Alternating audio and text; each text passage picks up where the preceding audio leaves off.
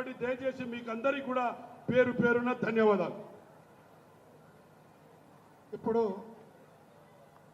మన అన్న రోడ్లు భవనాల శాఖ మంత్రి వర్యులు అడగగానే 50 కోట్ల రూపాయలతో ఆర్ఎండ్బి రోడ్లు మంజూరు చేసినటువంటి కోమటిరెడ్డి వెంకటరెడ్డి గారు మాట్లాడతారు.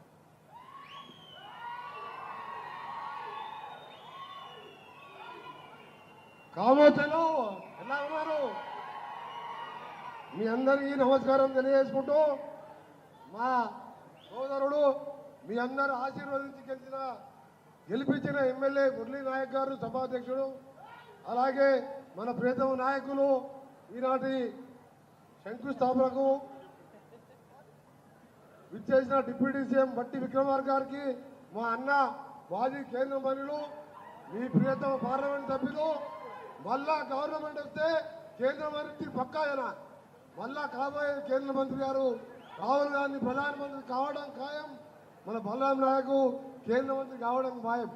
అలాగే వేదిక మీద పెద్దలు పొంగులేటి శ్రీనివాసరెడ్డి మా బావగారికి, అలాగే తుమ్మల నాగేశ్వర పెద్దలకు, మా శాసనసభ్యులందరికీ పేరు పేరున సమయం లేదు కాబట్టి మీ అందరికీ చేతులు జోడించి నమస్కరిస్తూ, మన ప్రభుత్వం కొత్తలో వచ్చిన సందర్భంలో ప్రతిపక్ష నాయకులు ఏమన్నారు? ఈ ప్రభుత్వం ఉండదు, వచ్చిన 2వ రోజుకని మొదలుపెట్టిండు.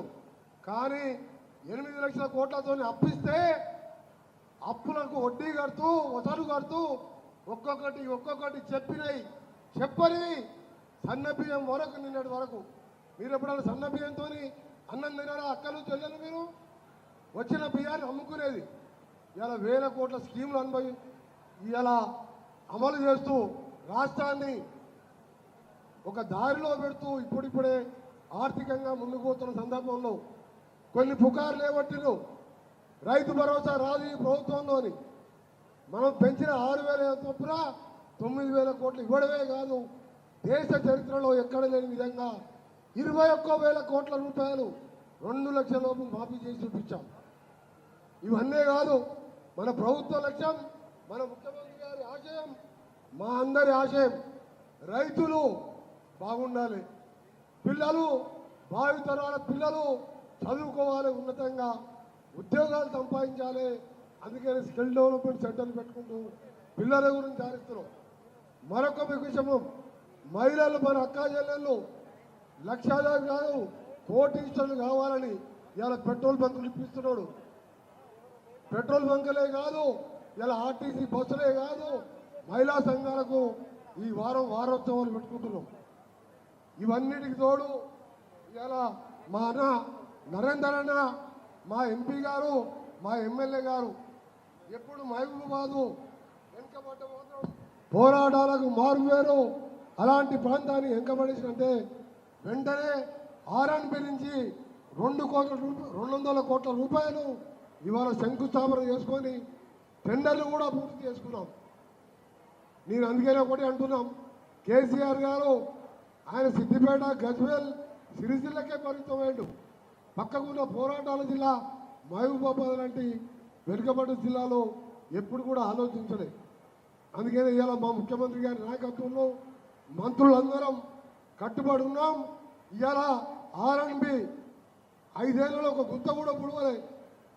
మన ఫైనాన్స్ మినిస్టర్ గారి సహకారంతో ముఖ్యమంత్రి గారి ఆమోదంతో 6,600 కోట్ల రూపాయలు ఇప్పటికే ఇలా టెండర్లు కూడా పిలవడం జరిగింది, పనులు కూడా మొదలైనవి.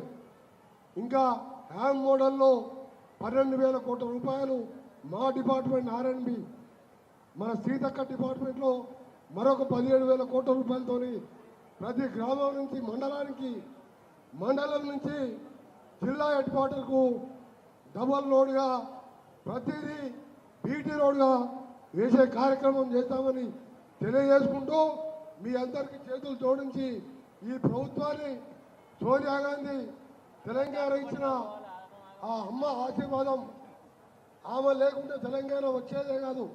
అటు ఎంపీలు ఒక సైడు, ఉద్యమకారులు ఒక సైడు, నాలాంటి వారు మంత్రి పదవికే త్యాగం చేసినాం. ఆ తెలంగాణలో కేసీఆర్ది ఒక్క పైస కూడా పాత్ర లేదు. ఒక్క పైస కూడా పాత్ర లేకుండా 10 ఏళ్ళు మోసం చేసి అధికారంలోకి వచ్చిండు. అందుకనే మీ అందరు కూడా రాబో స్థానిక సంస్థల ఎన్నికల్లో మా ఎమ్మెల్యే ఎంపీ గారే కాదు మా నరేంద్రని చెప్పిన క్యాండిడేట్లకు సహకారం అందిస్తూ 100% మనం గెలవాలి. దాంతోపాటు సోషల్ జస్టిస్తో ముందుకు పోతున్న సేవాలాల్ మహారాజ్ చెప్పినట్టు సేవాలాల్ మహారాజ్ ఒకటే మెసేజ్ ఇచ్చిండు. ఆ దేవుడు లాంటి వ్యక్తి మనం సమాజంలో సోషల్ జస్టిస్ పాటించాలన్నది సేవాలాల్ గారి కోరిక.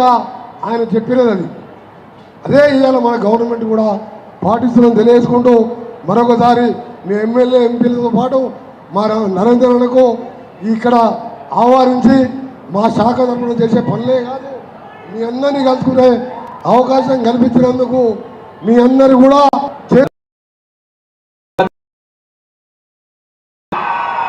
అందరినీ కూడా కావాల్సిందని మరి పిల్లలు